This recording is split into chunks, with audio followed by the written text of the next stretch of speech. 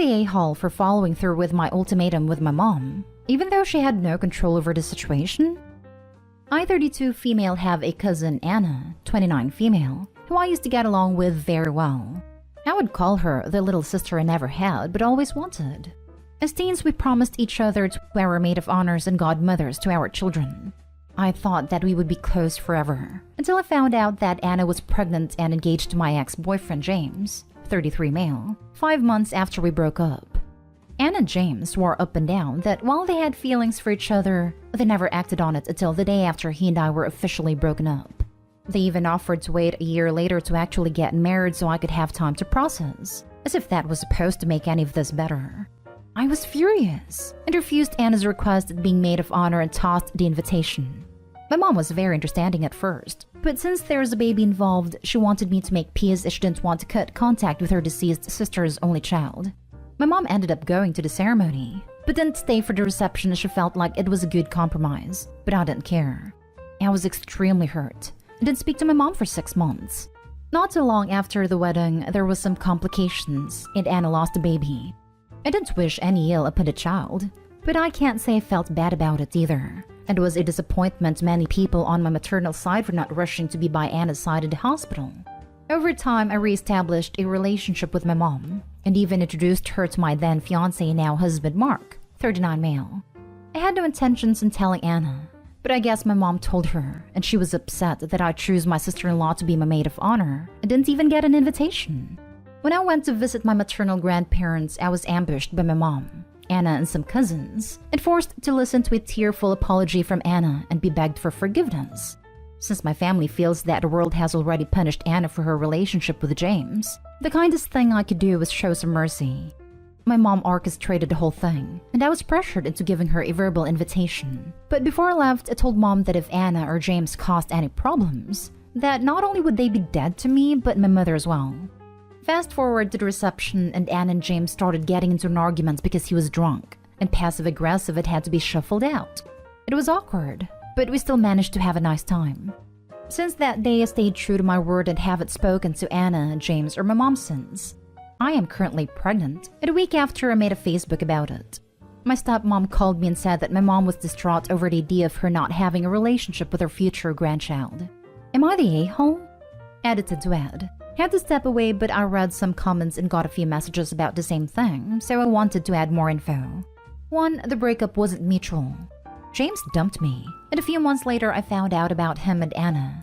2. Just because Anna and James said they didn't do anything physical until after our relationship was over, doesn't mean that they didn't. So until they can provide me some proof, in my eyes James cheated on me with Anna. 3. My parents divorced when I was around 5, and I've known my stepmom since I was 9. And she married my dad when I was around 12. She's always been a loving and supportive presence in my life, and I do have a bond with her. 4. When I cut my mom out of my life the first time, it was hard, and that's why I re-established contact, and then got frustrated when she started pushing for Anna and I to have a relationship again. Her and James making a scene was the final straw for me, because I never would have invited them if my mom hadn't pushed for it. 5. I'm worried that if I re-establish a connection with my mom again, she will use it again to push Anna onto me and ruin something else. I'm just not sure having a relationship with my mom is worth it. Edited to add. Looking at the comments again, and I wanted to be clear about other things. 1. James and I were together almost 2 years before he broke up with me. 2. I didn't tell my mom that if she goes to the wedding, I would go no contact with her. I assumed she wouldn't, and then when she did, I stopped talking to her. After 6 months, I accepted that my mom would still have a relationship, but told her I never wanted to see Anna again. Now for the comments. Not the whole. I'm sorry, but you're supposed to buy that they got together the day after you guys broke up, and there wasn't cheating? At least on the emotional end? Like, no way. That's a betrayal. You don't chomp at a bit until your family member breaks up with someone and hop on them immediately, without ever talking to them about it. I don't blame your mom for wanting to keep the relationship for herself necessarily, but forcing you to do so via ambush is a boundary-stomping nightmare. You aren't an a-hole for disengaging. Mom was faced with having independent relationships with her niece and daughter, or having a relationship with only her niece. She did not choose her daughter. This means she also did not choose her grandchildren. Sometimes in life you cannot eat your cake and have it too. People are not accessories to your life. I'm sad for Opie and her mom, but I also understand not wanting a relationship with someone who cannot respect you and your boundaries and values other people more than her own children. Well, in this case, I kind of feel like the mom could have had both, if she'd been willing to be reasonable and have a shred of empathy for Opie. It sounds like Opie had accepted the mom's continuing relationship with a cousin, even if not happy about it. But right when things were fragile but just starting to repair, the mom felt the need to stick her nose where it didn't belong and pressure Opie to invite the cousin Dex to her wedding. If she'd just been able to go, "Yep, while I love your cousin," I completely understand why you would not want her to be at your wedding. This is supposed to be a day about you and your fiancé, and I respect your decision. They would still have a relationship. I say not day home. Mom fooled around and found out. At the time, I felt like if she's willing to go this far and have this much faith in Anna, then she can take any of the fallout. You are not day home. Your family clearly shows no regards for the boundaries you erect to protect your mental and emotional well-being. I do think excluding your mom from your life forever is a bit extreme, but none of us know the dynamics of your relationship with her. If you want to let her back into your life, you can do so when you're ready to. You don't have to tell anyone that you're doing so before you're ready to do it. If your mom's upset by that, well, that's tough. She organized the ambush where you were pressured into listening to Anna's apology and her begging to be invited to your wedding. She made her bed by prioritizing a misguided notion of family togetherness over your health and happiness. And now she's finding out how uncomfortable it is to lie in it. Next story. Am I the a-hole for telling my ex's daughter the truth about why I can't see her anymore? My ex, Kara, has a sweet, amazing daughter, Layla. I've been in Layla's life since she was 5, now 14. We've always gotten along super well and we're ridiculously close. Layla's never met her biological father, but considers me her father and calls me dad. I consider her my daughter. My ex and I plan to have more children together, though when we were at least 30 and financially stable. Despite waiting and protection, we got a false positive about 2 years ago, when we hadn't started trying yet. Then about a month after this, Kara realized she didn't want any more children. We tried to work it out, but just couldn't because I wanted more children, while Kara didn't. Despite trying to figure it out in marriage counseling, we broke up 4 months ago. However, there was a major issue. Layla. I was legally just the mother's ex-boyfriend. My lawyer told me I have no rights to see Layla if Kara disapproves, and Kara took our separation hard. She feels I'm choosing blood over her and Layla? Not it at all. It won't let me see her. I have missed them both so much. The not seeing Layla's killing me. But just giving in and going back is a bad idea, according to my therapist anyway. This is the context to the actual event. Last month, Layla showed up at my work all upset. She even skipped school to see me. She was hoping I'd come to see her and felt betrayed that I hadn't. I took her back to school and we talked. She felt abandoned that her dad, me, didn't love or want her. I ended up telling her the truth, that I love her more than anything, and she'll always be my daughter even if I can't see her. Where I may have crossed the line is explaining how I legally cannot see her anymore without Kara's approval, and that if Kara changes her mind, I'll happily involved in her life. She seemed happier when I dropped her off, but it didn't end well. A week later, Kara called me furious. Apparently, Layla had been trying to convince her to let me see her, or even take me back. I didn't ask her to, and did not say I wanted Kara back. Since I talked to her, apparently she's refused to listen to her mother, and been extremely rude and cruel. Layla's basically acting out until Kara lets me see her. Kara wants me to talk to her and end it.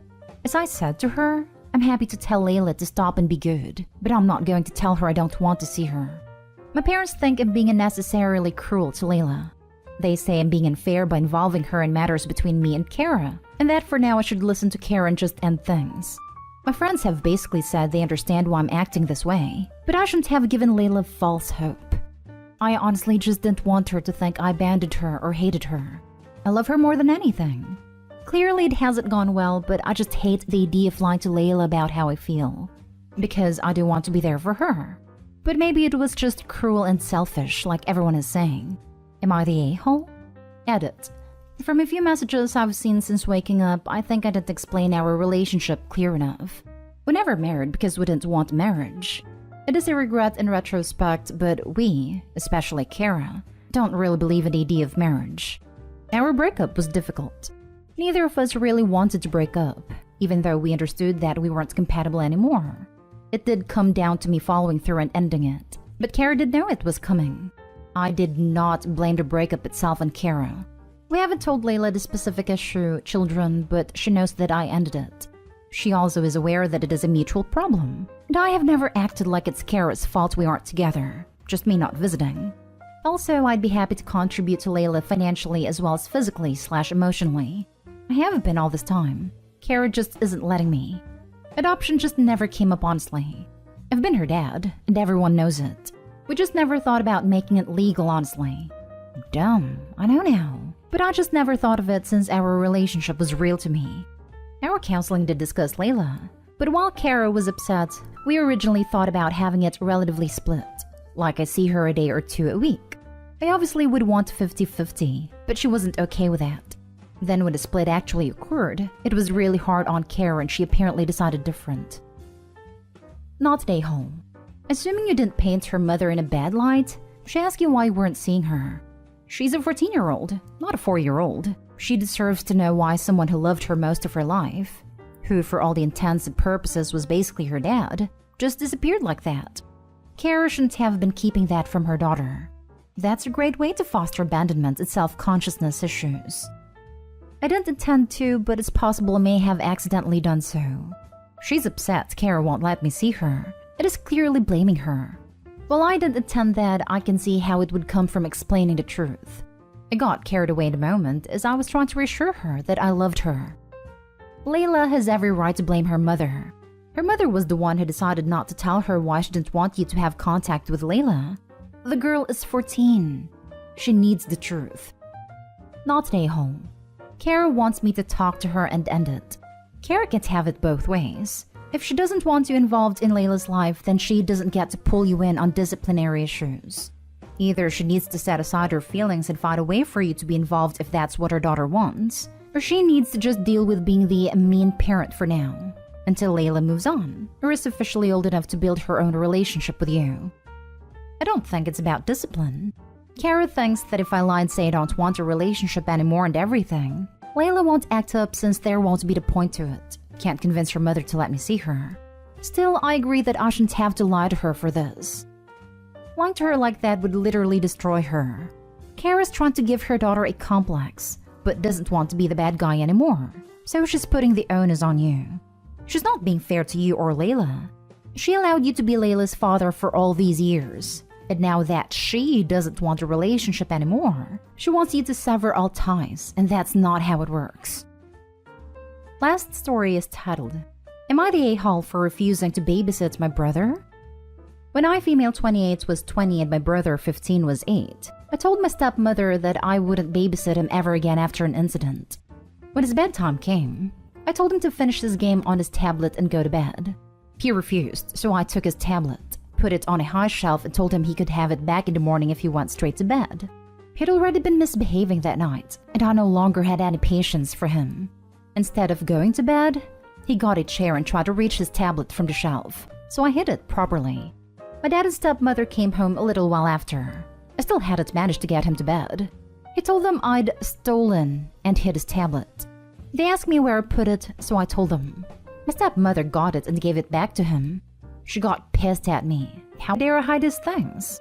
I told her what happened, but she told me it's not my place to punish him.